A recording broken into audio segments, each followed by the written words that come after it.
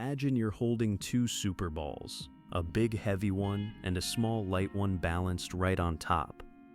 You drop them both from a height h. The big ball hits the ground and bounces, but what happens to the little ball? Does it bounce back to h? Maybe a bit higher? Pause and take a guess. Don't worry, I'll wait. Here's our setup. A large ball with mass capital M and a small ball with mass little m sitting right on top. We drop them from height h. Both balls are super balls, meaning they bounce perfectly, no energy lost. And the key assumption, the big ball is much heavier than the small one. Capital M is way bigger than little m. Both balls fall together under gravity.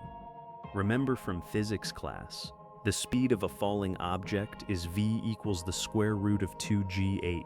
So just before they hit the ground, both balls are traveling downward at this speed v. The big ball and the small ball, side by side, same velocity. So far, nothing surprising. Now here's where it gets interesting. The big ball hits the ground first and bounces back elastically, reversing its velocity to plus v upward. But the small ball hasn't hit anything yet. It's still falling at minus v downward. So for a brief instant, the big ball is rushing up at v, and the small ball is rushing down at v. They're about to collide head-on. Here's the beautiful trick. Let's freeze the action and switch to the big ball's reference frame. In the big ball's world, it's sitting still. The small ball is approaching at v plus v, that's 2v downward. Now in an elastic collision where one object is much heavier, remember Newton's cradle? The light ball just bounces right back at the same speed. So in this frame, the small ball rebounds at 2v upward. Now switch back to the lab frame.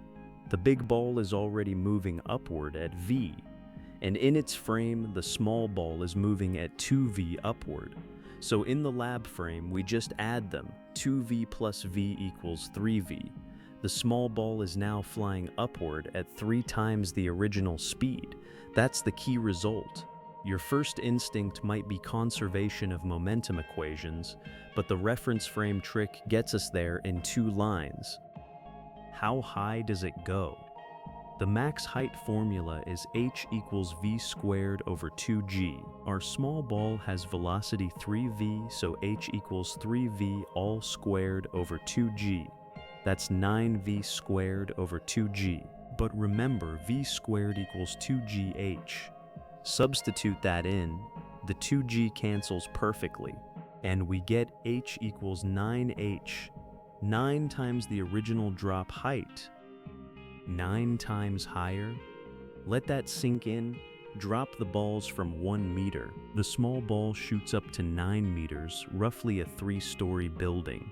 And this makes sense because all the kinetic energy of the heavy ball gets transferred to the light one. It's like a catapult powered by gravity. So the answer is 9h. The key was switching reference frames, turning a complicated 2-body collision into a simple bounce. This exact principle powers multi-stage rockets, where each stage acts like the heavy ball, flinging the lighter payload higher and faster. If you enjoyed this, like and subscribe for more.